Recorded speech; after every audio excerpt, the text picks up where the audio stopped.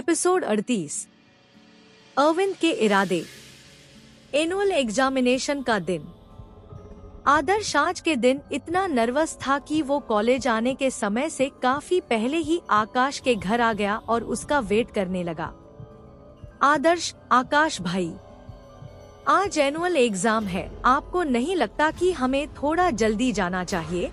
अगर देर हो गई तो दिक्कत हो जाएगी। आकाश, अरे रोबिन, तू इतना क्यों घबरा रहा है? अभी तो क्लास का टाइम भी नहीं हुआ, इतनी जल्दी जाकर क्या करेगा तू? और वैसे भी आज इतना बड़ा इवेंट है तो इसलिए एग्जाम को स्टार्ट होने में थोड़ी देर तो होगी। स्ट्रीट आदर्श अभी भी काफी नर्वस था, इसलिए वो बोला, पर अगर कॉलेज में पहुंचने में हमें देर हो जाए तो कहीं ऐसा ना हो कि वो हमें एग्जाम देने ही ना दे। आदर्श की बात सुनकर आकाश को हंसी आ गई और वो बोला, ये क्या बेवकूफों जैसी बात कर रहा है रोबिन? आखिर एग्जाम हम स्टूडेंट्स का है तो हमें थोड़ी देर भी हो जाए और एग्जाम स्टार्ट होने से पहले अगर हम पहुँचे तो मुझे नहीं लगता कि हमें एग्जाम देने से कोर्ट रोकेगा। आदर्श, पर आकाश भाई, इतनी रिस्क लेने की क्या जरूरत? आप क्यों हर रूल्स को चैलेंज करते हो? आकाश, ठीक है बाबा, थोड़ी देर तो रुक जा, फिर साथ में चलते हैं। और तू इतना घबरा क्यों रहा है? अगर तुम इसी तरह नर्वस रहोगे तो इसका प्रभाव तुम्हारे एग्जाम पर पड़ेगा, इस वजह से ज्यादा ना सोचो और चिल्ल करो। आदर्श के बार बार जिद करने की वजह से आकाश को आदर्श की बात माननी पड़ी और दोनों साथ कॉलेज के लिए चल पड़े। उधर अरविंद भी एग्जाम को लेकर काफी नर्वस था। पिछले कुछ दिनों से उसकी मंगलम शेखावत से मिलने का उसे मौका ही नहीं मिला। 10 वजह से आज अरविंद कॉलेज जल्दी आ गया। 10 उम्मीद में कि उसे मंगलम अंकल कॉलेज में कहीं दिख जाएं और उससे आकाश नाम की 10 परेशानी का कोड समाधान मिल सके। 10 दुनिया का एग्जाम आकाश के दुनिया काफी अलग है। 10 दुनिया में आकाश के पिछली दुनिया की तरह आकाश को कॉपी और कलम की मदद से एग्जाम लिखने की जरूरत नहीं थी, बल्कि 10 दुनिया में एग्जाम लेने का तरीका भी जादुई था। पिछले दुनिया में आकाश को एनुअल एग्जाम को पास करने के लिए 2 टाडप के एग्जाम पास करने होते थे, एक मौखिक ओरल एग्जाम या प्रैक्टिकल एग्जाम और दूसरा लिखित पेन एंड पेपर टाडप एग्जाम। 10 दुनिया में भी एग्जाम के 2 फॉर्मेट है। पहले एग्जाम में स्टूडेंट्स की मैजिक स्टारडस्ट के एनर्जी लेवल को चेक किया जाता है। 10 के लिए हर एक स्टूडेंट को एक स्टार डायग्नोस्टिक स्टोन पर हाथ रखना होता है और स्टार डायग्नोस्टिक स्टोन कुछ ही पल में स्टूडेंट्स के स्टार डस्ट की एक्चुअल एनर्जी लेवल का अनुमान लगा लेती है। पर आकाश को एग्जाम के इस फॉर्मेट के बारे में पता नहीं था। अगर पता होता तो आकाश के दिल की धड़कन जोरों से इस वक्त धड़क रही होती।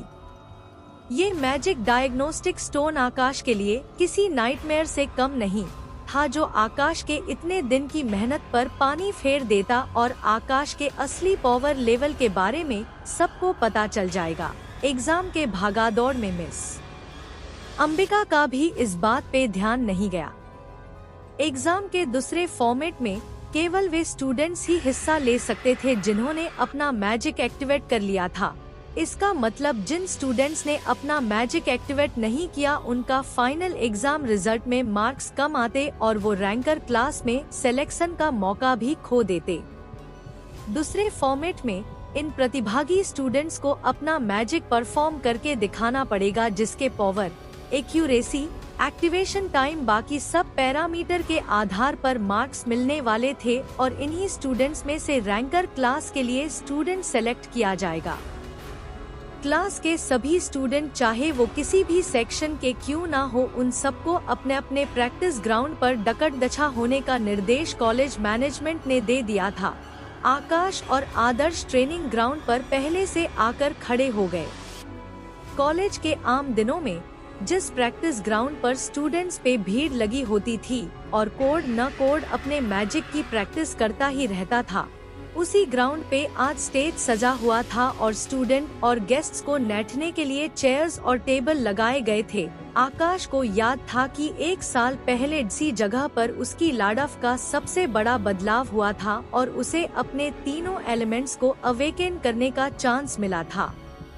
उस दिन भी ऐसे ही स्टेज लगा हुआ था, पर उस दिन आकाश लेट पहुंचा था और आज ग्राउंड पूरा खाली था। डस का ये मतलब नहीं था कि स्टूडेंट्स एग्जाम के डर से कॉलेज नहीं आए थे, बल्कि आकाश और आदर्श आज कुछ ज्यादा ही जल्दी आ गए थे।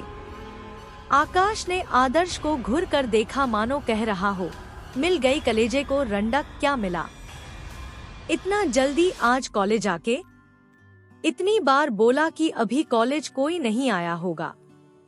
आदर्श आकाश के द्वारा ऐसे घुर कर देखे जाने पर शर्म से लाल हो गया। आदर्श सफाई में कुछ कहना तो चाहता था, पर उसे समझ नहीं आ रहा था कि बोले तो बोले क्या। आकाश ने आदर्श के ऐसे लाल चेहरे को इग्नोर कर दिया और आसपास के अरेंजमेंट को ध्यान से देखने लगा। अरेंजमेंट को देखकर आकाश सोचने लगा, बस ऐसे छोटे मोटे एनुअल एग्जाम के लिए कॉलेज इतना अरेंजमेंट नहीं करेगा। जरूर आज एनुअल एग्जाम के अलावा भी कोई बड़ा इवेंट होने वाला है। ओल्ड मैन आकाश ने जानबूझकर अपने मेमोरीज के कुछ हिस्सों को आकाश के साथ शेयर नहीं किया था, जिसमें ज्यादा बदलाव के कारण टाइमलाइन में बदलाव हो सकता था। इस वजह से आकाश को आज के घटनाक्रम के बारे में कुछ मालूम नहीं था। आकाश को ऐसा लगा कि आज ऐसा कोई खास दिन नहीं है। इस वजह से ओल्ड मैन आकाश ने आज के मेमोरी को स्किप कर दिया, जैसा कि ओल्ड मैन आकाश ने अपने मेमोरीज के साथ पहले भी किया था। इस वजह से ज्यादातर आकाश को ये नहीं पता होता था कि उस दिन क्या होने वाला है। ओल्ड मैन आकाश ने अपने मेमोरीज में उन हिस्सों पे ज्यादा फोकस किया था जो आकाश के कल्टीवेशन को इम्प्रूव कर सकते थे, और बाकी हिस्सों में मैजिकल बीस्ट और कुछ इंफॉर्मेटिव हिस्से और उन लोगों के बारे में जिनसे आकाश को मदद मिल सकती थी, और उन लोगों के बारे में भी जिनसे आकाश को बचकर रहने की जरूरत थी।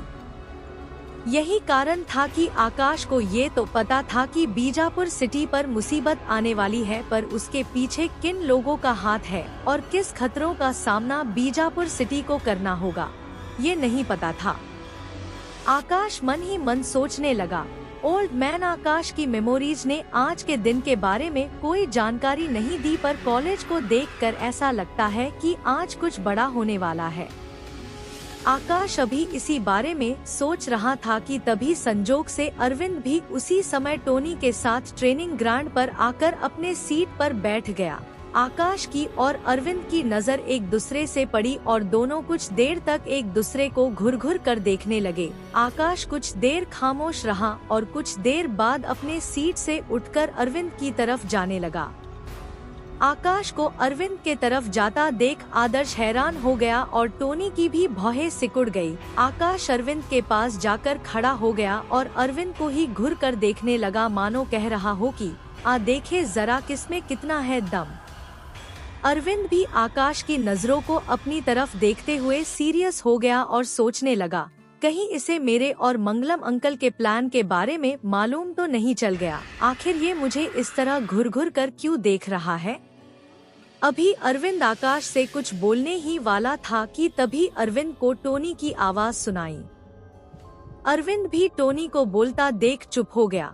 उसने टोनी को बोलने दिया। टोनी के जरिए वो आकाश के मन की बात जानना चाहता था कि टोनी की बात सुनकर आकाश का क्या रिएक्शन होगा।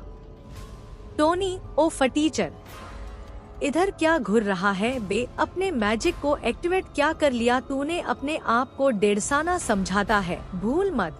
अभी भी अरविंद भाई से तू कोसों पीछे है और अरविंद भाई से मुकाबला करने की तो सोचना ही मत। नहीं तो तेरे पापा को तेरी फ्रोजन बॉडी स्कूल से उठा कर ले जानी होगी। जब तू अपने स्टारडस्ट के स्टार्स के साथ खेल रहा था ना, तब अरविंद भाई अपने आइस स्प्रेड का यूज कर कॉलेज में धूम मचा रहे थे।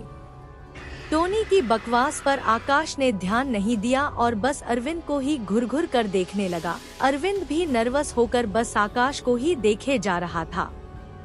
तो क्या आकाश को अरविंद के इरादों की भनक लग गई है? क्या अरविंद की साजिश आकाश के सामने बेनकाब हो जाएगी? ये जानना दिलचस्प होगा। तो आगे की कहानी जानने के लिए सुनते रहिए demon king of magical world केवल Darwin Sahu Aryan RJ DK channel पर।